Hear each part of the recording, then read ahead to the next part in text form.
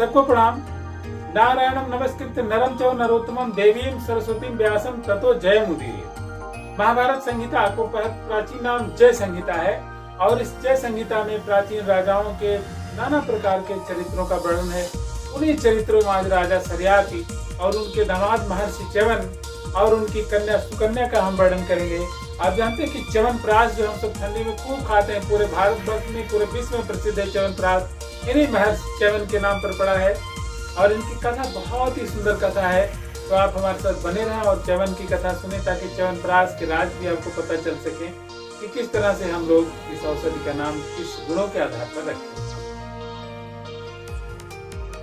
तो कहते हैं कि जब युधिष्ठिर अपने 4 भाइयों के साथ, खुद युधिष्ठिर और 3 भाई उनके और क्योंकि अर्जुन उस समय स्वर्ग में थे और युधिष्ठिर भीम नकुल और सहदेव और द्रौपदी के साथ नाना प्रकार के तीर्थों की यात्रा कर रहे थे। उनके साथ लोमस ऋषि भी थे और उनके जो गुरु थे धौम्य वो भी साथ में थे। अन्य लोग उनके साथ साथ यात्रा कर रहे थे, तीर्थ यात्रा, क्योंकि सब लोग सोच रहे थे कि इन लोगों के धनु बल और इन लोगों के भुजाओं के प्रताप से हम लोग को चोर डाकुओं का लुटेरों का भय नहीं रहेगा और हम सब आनंद पूर्वक तीर्थों की यात्रा करेंगे और पुण्य का संचय करेंगे। क्योंकि भारतवर्ष में प्राचीन काल से ही शंकराचार्य ने तो 4 धामों का स्थापना किया ही किया था। प्राचीन काल से ही ऋषियों मुनियों का आश्रमों को जाना, उनका आशीर्वाद लेना एक सनातन परंपरा रही। तो कहते हैं कि अपने तेज को सुरक्षित करने के लिए, पुण्य बल को बढ़ाने के लिए पांडवों ने यात्रा शुरू किया था और वह नर्मदा नदी के किनारे कुछ आगे बढ़े थे। तभी लोमस ऋषि ने कहा कि महाराज, यह प्राचीन महाराज सरियात का यज्ञ कुंड है। यहाँ पर उन्होंने च्यवन इसके संरक्षण में यज्ञ किया था और अश्विनी कुमारों को भी यज्ञ का भाग दिया था। उसके पूर्व अश्विनी कुमारों के यज्ञ का भाग नहीं मिलता था।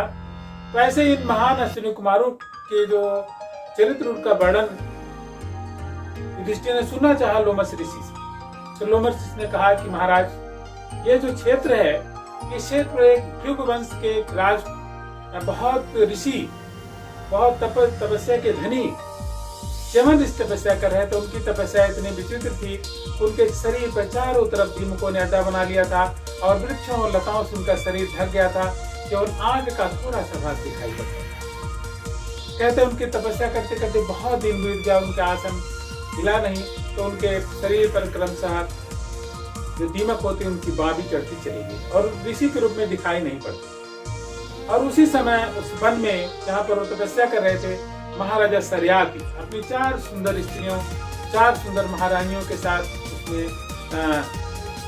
वहां पर विहार करने आए हुए थे और साथ में उनकी पुत्री सुकन्या भी थी, जो कहते हैं कि बहुत ही अपूर्व सुंदरी, और उनके साथ उनकी सेना भी थी।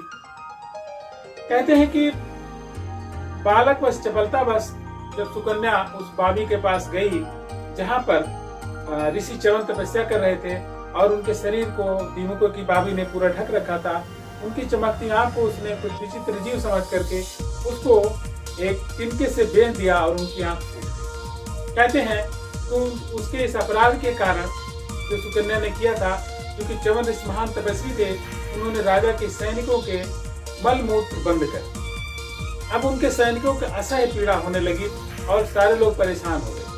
तो राजा के बाद पता चले तो उन्होंने अवश्य यहाँ पर महर्षि च्यवन तपस्या कर रहे हैं और च्यवन इसकी तपस्या करने के कारण अवश्य किसी ने अपराध किया है। तो उन्होंने सबसे पूछा कि जिसने भी अपराध किया हो तुरंत बता दे। तो सुकन्या ने डरते हुए बताया कि मैं एक जीव को समझ करके मैंने एक तिनके से उसको बीध दिया है। तो तुरंत ही राजा अपनी रानियों के साथ और उस कन्या को लेकर के सभी लोग उनके स्थान पर गए और उन्होंने पूछा कि भगवान कोई अपराध हुआ हो तो क्षमा करने की कृपा करें। तो च्यवन इसने कहा कि इस कन्या ने ही मेरे नेत्रों को अंधा कर दिया है, लिहाजा अगर यह कन्या मेरी सेवा करेगी, मेरे पत्नी रूप में रहेगी, तभी मैं आपको क्षमा कर सकता हूँ। तो कहते हैं तुरंत ही महर्षि की बात को तुरंत ही राजा सरियात ने मान लिया और सुकन्या का विवाह कर दिया महर्षि ने। और सुकन्या उनकी सेवा करने लगी, उसने हर प्रकार से सेवा किया। कहते हैं कि एक दिन अश्विनी कुमार, जो कि देवताओं के वैद्य हैं और उनका नाम लेने से कहते हैं रोग दूर हो जाते हैं, उनके आए। उन्होंने सुकन्या से कहा कि तुम मानव के रूप में इसको क्या सेवा कर रही हो, तुम हमारी पत्नी बन जाओ तो अच्छा। तो कहते हैं सुकन्या ने उनसे कहा कि प्रभु, माता पिता जिसका एक बार हाथ पकड़ा देते हैं, जीवन भर उसी को उसका साथ देना, उसका जीवन निभाना हमारा धर्म है। तो उनका ठीक है, आपके इस वचन से हम बहुत प्रसन्न हुए। अब हमारे साथ अपने पति को बोलिए कि हमारे साथ इस तालाब में स्नान करें। कहते हैं जैसे वो तीनों लोग उस तालाब में स्नान करने गए तो तीनों एक जैसे रूप होकर दिखे। अब अश्विनी कुमारों ने कहा सुकन्या से कि आप अपने पति को पहचान लो। कहते हैं अश्विनी कुमारों ने उन देवताओं की प्रार्थना किया और उस प्रार्थना से उसे एक बुद्धि मिली जिसके द्वारा उसने अपने पति को पहचान लिया। इससे अश्विनी कुमार और प्रसन्न हुए। उन्होंने कहा ठीक है, अब आपके पति का यह रूप रहेगा।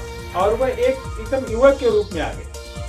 और उनके युवक हो जाने से कहते हैं कि वो पहले वृद्ध थे, ऋषि के रूप में बहुत दिनों से तपस्या कर रहे थे, उनका शरीर जर्जर और वृद्धावस्था हो गया था। लेकिन जब अश्विनी कुमार उन्होंने नया जीवन दे दिया और वह यवन को प्राप्त हो गए, तभी से भारतवर्ष में औषधियां बनाई जाने लगी और उन औषधियों के एक नाम दिया गया जिसको कहा गया च्यवनप्राश। माने जो वृद्धावस्था को भी युवा अवस्था में बदल ले, ऐसी औषधि को कहते हैं च्यवनप्राश। तो खैर च्यवन ऋषि बहुत प्रसन्न हुए। उन्होंने अश्विनी कुमारों से कहा कि हम यज्ञ का भाग आपको प्रदान करेंगे, क्योंकि च्यवन ऋषि के पहले अश्विनी कुमारों को देवता तो थे लेकिन यज्ञ में उनको भाग नहीं मिलता। तो कहते हैं जब यज्ञ शुरू हुआ, राजा शरियात को च्यवन ऋषि ने कहा आप एक यज्ञ संपन्न कराएं। तो यज्ञ जब शुरू हुआ तो अश्विनी कुमार भी आए। इंद्र ने मना किया कि इनको यज्ञ का भाग नहीं मिलना चाहिए, और लेकिन च्यवन ऋषि ने उनको यज्ञ का भाग देना चाहा। तो इंद्र ने अपने वज्र से कहा कि मैं अभी ये वज्र का प्रहार करूंगा, आपको यहीं पर समाप्त कर देंगे। लेकिन च्यवन ऋषि ने उनकी वज्र के साथ उनकी भुजा को विस्मित कर दिया, जड़वत कर दिया, और उनकी भुजा वहीं पर वज्र लिए वहीं पर रह गई। और तभी यज्ञ कुंड से एक महान आकार प्रकट हुआ जो इंद्र को खा जाने के लिए तत्पर हुआ।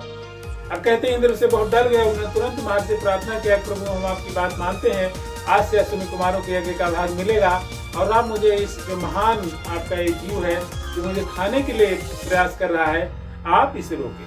कहते हैं उनको भय से मुक्त किया महर्षि च्यवन ने, और तभी से अश्विनी कुमारों को भी यज्ञ का भाग मिलने लगा और हमारे देश की एक महान औषधि बनाई गई जिसका नाम था च्यवनप्राश। कहते सुकन्या ने अपने पतिव्रत धर्म के प्रभाव से अपने पति को यौन रूप में प्राप्त किया। तो हमारे भी जीवन में तभी से भारतवर्ष की जो सनातन परंपरा है कि अगर पत्नी अपने पति की सही ढंग से सेवा करती है तो उसके पति का यौवन और आयु कीर्ति बरकरार रहती है। इस भारतवर्ष की सनातन परंपरा को नमन करते हुए आज की कथा को हम विराम देते हैं। मुझे उम्मीद है कि हम सब लोग अच्छे चरित्रवान होकर के आपस में पति पत्नी का प्रेम हो या आपस में समाज का प्रेम हो, हम लोग आपस में सहयोग करेंगे और सब लोग स्वस्थ प्रसन्न रहेंगे। इसी सद्भावना के साथ सब